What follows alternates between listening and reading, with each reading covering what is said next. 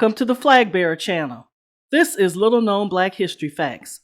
Please like, share, comment, and subscribe to the channel. Dr. Justina L. Ford, 7,000 deliveries. Known by her patients as the baby doctor, Justina Ford worked as a doctor in Denver, Colorado for more than 50 years. She was the city's first licensed African-American female doctor and practiced gynecology, obstetrics, and pediatrics from her home for half a century. Dr. Justina Ford was a pioneering physician who practiced medicine in Colorado, despite facing the barriers of race and gender. Dr. Ford, better known as Lady Doctor, was said to have delivered 7,000 babies in her lifetime, and she was the only black female doctor in the state for the first half of the 20th century. Justina Lorena Warren was born in Illinois in 1871. Her mother, Melissa Warren, was a nurse who treated poor African-American community members in their neighborhood and often brought Justina with her to help treat patients. In 1892, Justina met the Reverend John Elijah Ford, a Baptist minister. Justina and John married and moved to Chicago, where she studied at Herring Medical School. It was a new school with a homeopathic philosophy, which may partly explain why they accepted an African-American woman. She graduated from medical school in 1899 and began practicing medicine in Chicago shortly after graduating. The Fords moved to Alabama shortly after that, but Alabama's unwelcoming atmosphere prompted them to move to Denver in 1902, after John was assigned to the Zion Baptist Church. Justina and her husband moved to the Five Points neighborhood of Denver. Five Points would come to be known for its African-American presence, although during the time of the Fords' arrival, it was also the home to many immigrants. Once in Colorado, Justina applied for her medical license. She was initially turned down. The examiner told her that she had 2 strikes against her. First of all, the examiner said, "You're a lady, and second, you're colored." Justina eventually got her license, but there were still obstacles that she faced. Denver General Hospital had a policy against treating black patients and did not permit black physicians to base themselves there. Despite Dr. Ford's credentials, black doctors were banned from working at white hospitals. There were few places that served the needs of the poor and black. Because she did not have hospital privileges, Dr. Ford specialized in general medicine. Ford was also denied access to the state's medical association, which would have provided her a network of opportunities offered to her white male counterparts. This didn't stop Dr. Ford, since all of the medical societies had turned down her application. Despite these setbacks, she persisted, making house calls, first in a horse and buggy, then on bicycle, and finally by car. John and Justina purchased a 2-story brick house in the Five Points neighborhood so Justina could practice medicine on her own. She opened a gynecological and pediatrics practice out of her home, which is where she earned her nickname Lady Doctor. As it happened, the Lady Doctor filled a huge need. Immigrants and the poor were often turned away from the hospital, but Ford accepted all who came to her. The majority of patients came to her for checkups, minor illness, and obstetrical care. Justina Ford strongly impacted Denver's Five Points, with her attentive heart, skilled hands, and a mothering mind. She was determined to do whatever she could to take care of her patients no matter who they were. Immigrants, black Americans, and poor white people came to her for help and received what they couldn't receive elsewhere.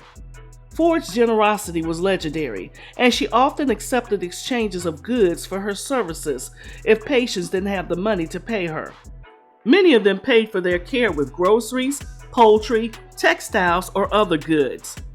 She treated her poorest patients for free, even bringing them blankets, coal, clothing, and food when she was able. She saw patients of all racial backgrounds and made frequent house calls. Some of her patients were non-English speaking immigrants who were turned away from hospitals. Dr. Ford learned multiple languages so that she was able to help them. People from all sorts of backgrounds who were delivered by Ford referred to themselves as members of the Justina Baby Club. Justina Ford always made sure that she was there for her patients. She would often sleep on a cot by the phone so that she could answer calls quickly. Justina and John would divorce in 1912.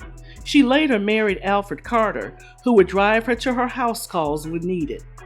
Ford continued to be denied membership in the Denver Medical Society and the Colorado Medical Society, as well as the American Medical Association. It wasn't until 1950 that Dr. Ford was allowed into the Colorado and American Medical Associations. Even then, she was the only female African American doctor in all of Denver. After 33 years in Denver, she was invited to join the faculty at Denver General Hospital. Dr. Justina Ford would continue to help patients up until her illness 2 weeks before her death. At that time, she was still the only African American female physician in Denver and only one of a few black doctors in the entire state. She died on October 14, 1952, at the age of 81. Dr. Justina Ford never had children of her own, but she was an important maternal figure. Over her 50-year career, she had delivered almost 7,000 babies. In 1984, her house and home office were scheduled for demolition by the city. It was moved to its current location, where it serves as the home of the Black American West Museum and Heritage Center. A bronze sculpture stands across the street in memory of her dedicated community service. The University of Colorado established the Justina Ford Medical Society, as well as a scholarship in her name. People from all sorts of backgrounds who were delivered by Ford still refer to themselves as members of the Justina Baby Club. The Denver Cosmopolitan Club awarded her its Human Relations Award that same year. Many other associations honored Dr. Ford's work after she died. Her pioneering efforts, as well as her humanitarian service to others, makes Dr. Ford an extraordinary figure in Colorado and American history. Nearly a century after making history as both Denver's and Colorado's first African American female physician, Justina Ford was inducted into the Colorado Women's Hall of Fame in 1985, and in 1989, the Colorado Medical Society declared her one of Colorado's medical pioneers. Her name also lives on through the University of Colorado's Justina Ford Scholarship for Commitment to the Underserved and the Justina Ford Medical Society, as well as Denver's Ford Warren Branch Library. An elementary school in Littleton, Colorado, was named for her. There is also a mural of her in the Five Points community in Denver. Until next time, if you like little-known history facts as I do, please like, share, comment, and subscribe to the channel. Press the bell to be notified of future uploads. Thank you for watching.